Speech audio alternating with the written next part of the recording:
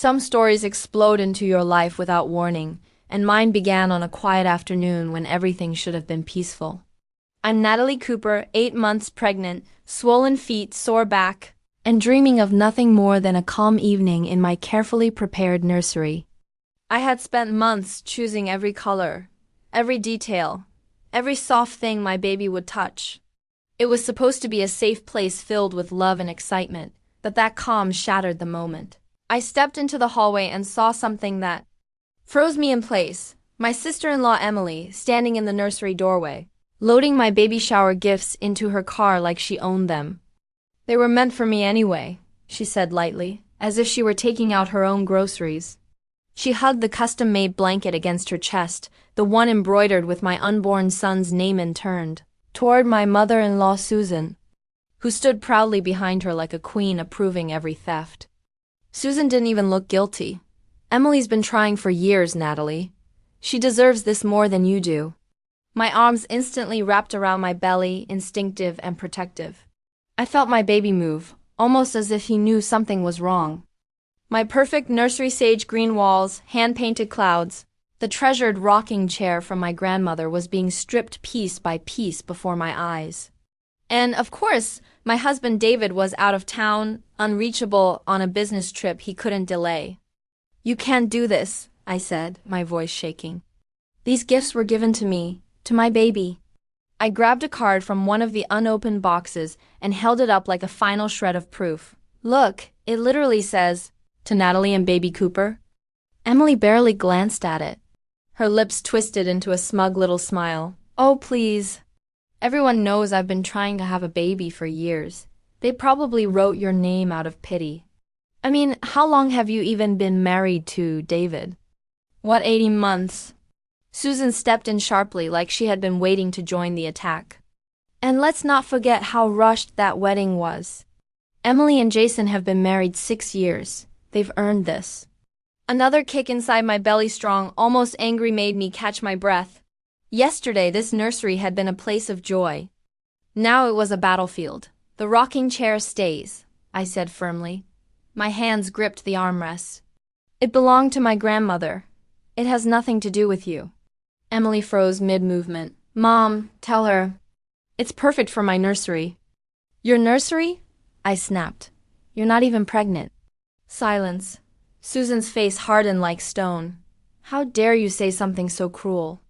Emily has been through so much while you—" She waved a dismissive hand at my hugely pregnant belly. "You probably trapped David with this pregnancy?" Heat rose up my neck, a mix of humiliation and rage. This pregnancy wasn't a trap.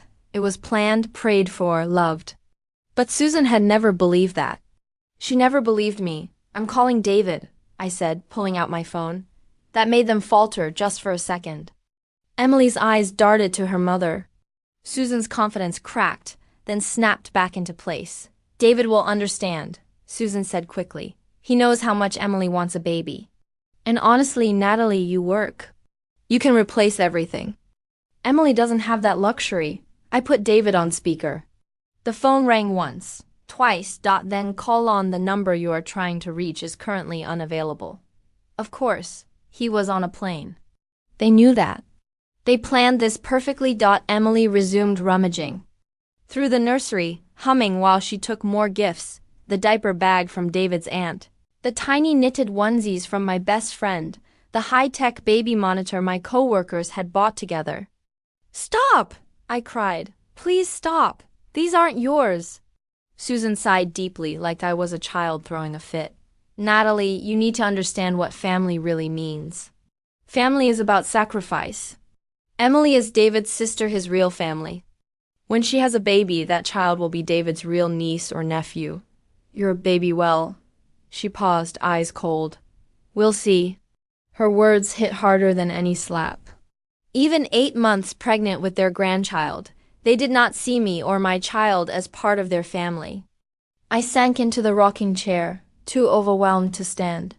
Through blurry vision, I watched them empty my nursery, not just stealing gifts, but ripping away months of hope and love. To them, I didn't belong. To them, my baby didn't even count. As they carried the last box outside, something inside me snapped. Not rage, clarity. I pulled out my phone and opened the camera. What are you doing? Emily asked, halfway down the driveway. Documenting theft, I said, my voice suddenly steady. Every gift, every card with my name on it, every receipt. It's all recorded. Susan stormed back up the walkway, face red with fury. Put that phone away. How dare you accuse us of theft? We're family. Family doesn't steal from an unborn baby, I replied, focusing the camera on her. Emily began to pout, her favorite act when cornered. Mom, she's being so mean. After everything we've done for her, I laughed bitterly. Everything you've done? You mean the judging, the guilt-tripping, the constant comments about my marriage and pregnancy? Enough, Susan barked. David will hear about this disrespect. Oh, he will, I said calmly. Every video, every little detail. Their faces shifted, only for a heartbeat, but the fear was there. Then they loaded the last box and drove off. I stood in the driveway watching their car disappear, but I didn't feel defeated. Not this time. I called Lauren, my best friend and co-host of the baby shower. They did what? Lauren practically screamed. I'm coming over, now, and I'm bringing backup. Within an hour, my living room was filled with people ready to fight for me, Lauren, my sister Kate, 3 co-workers, all furious and protective. We laid everything out. Photos from the shower, gift lists, cards, receipts. Kate, who was a junior lawyer, was sharp and relentless. This isn't petty, Kate said firmly. This is planned. They waited until David couldn't answer. That's intentional. This is premeditated theft. As we worked, my phone buzzed. A text from Emily. Thanks for understanding about the gifts. Baby stuff is so expensive these days. Lauren grabbed my phone and let out a shocked laugh. She's thanking you for letting her rob you? Save it, that's a written confession. Another buzz. Susan, this time. I expect you to apologize to Emily for your attitude. David would be ashamed of your behavior, Kate snorted. Classic gaslighting. They're already flipping the story. My friends stayed until the sun set, helping me prepare for what came next. Then, at 8 p.m., my phone lit up David calling. Honey, he said, confused and worried. Mom told me you had a meltdown and attacked Emily. I took a deep breath. David, listen carefully. I will tell you everything. And I have witnesses, photos, videos, texts, everything. As I explained, his confusion dissolved into stunned silence. Then anger. Cold anger. Send me everything, he said finally, voice tight. I'm getting the next flight home. The meeting can wait. This is more important. And Nat, I'm so sorry. I should have seen the signs. The way they've acted. Since we announced the pregnancy. After we hung up, Lauren squeezed my hand. This isn't about gifts, it's about control. They wanted to see how much you'd tolerate. She was right. This wasn't about a blanket or a diaper bag. This was a boundary they had been pushing since the day I entered this family. I looked over at Kate. So, I asked softly, how would you like to handle this legal? Kate's grin was sharp. I thought you'd never ask first thing tomorrow. We're filing a police report, then we're reading a restraining order. Isn't that a little extreme? I asked, rubbing my belly as my baby gave an emphatic kick. Extreme, Lauren cut in. They robbed your unborn child in front of you after planning it so. Your husband couldn't intervene. Our restraining order is just step 1 as iPhone Q. Another text from Susan arrived. Emily's been crying for hours. I hope you're happy with yourself. Don't bother coming to Sunday dinner until you've learned to be a proper Cooper family member. I handed the phone to Kate, woted it to her growing file of evidence. We be skipping Sunday dinner. All right, she said grimly. We'll be busy filling charges that night. As I sat in the empty nursery, I felt a strange calm settle over me. They thought they were punishing, teaching me my place in their twisted irchi, but instead they'd given me Thephanol. Pushed to stand up for myself and for my baby. David arrived home at dawn, his face a mixture of exhaustion, anger and guilt. He didn't even pause to sit down his bags before heading straight to the nursery. The sight of it stripped bare seemed to harden his resolve. Without a word, he pulled out his phone, called his mother. Return everything. No, he said, his voice sharper and colder than I'd ever heard. I mean it, Mom. Every single gift back in this house by nooner. I'm going to the police. Susan's response crackled through the speaker. David, sweetheart, you don't understand. Emily needs help. David cut her off, and you need to stop enabling her behavior. Those gifts were for my child, your grandchild, or have you conveniently forgotten that by 8 o'clock? Ugh.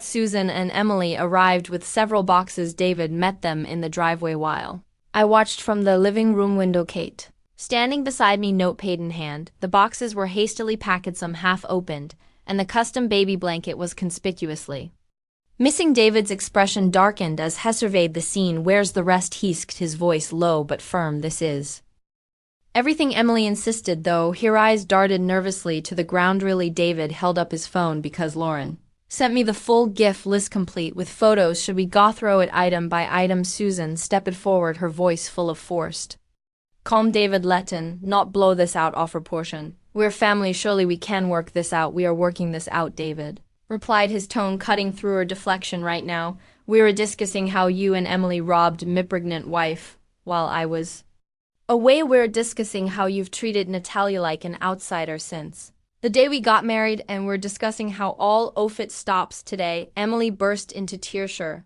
trademark response when things didn't go her way. It's not fair, she said, sobbed. I've been trying for so long, and she doesn't deserve enough. David's voice BMD, silencing everyone. Emily, your struggles don't give you the right to steal. And Mom, your favoritism doesn't give you the right to bully my wife. Now, where is the blanket?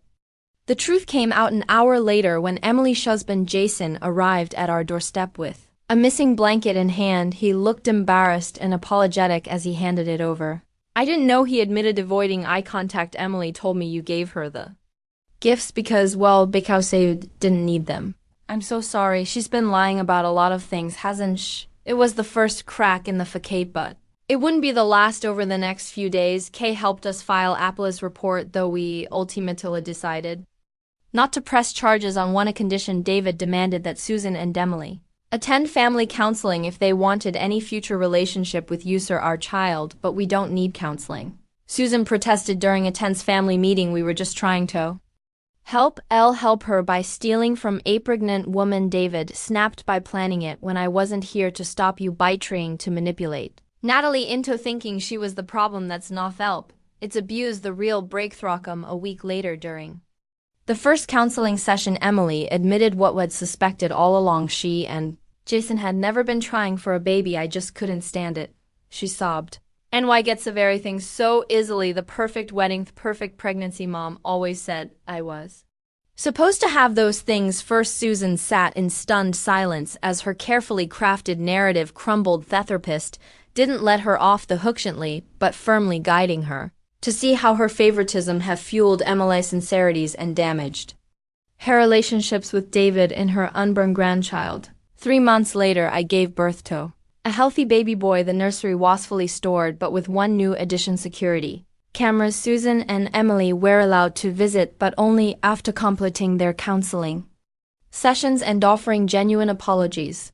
Emily's first visit was tentative. She sat on the edge of the couch watching the baby sleep in his crib. I understand if you can't forgive me, she said quietly. What I did was unforgivable.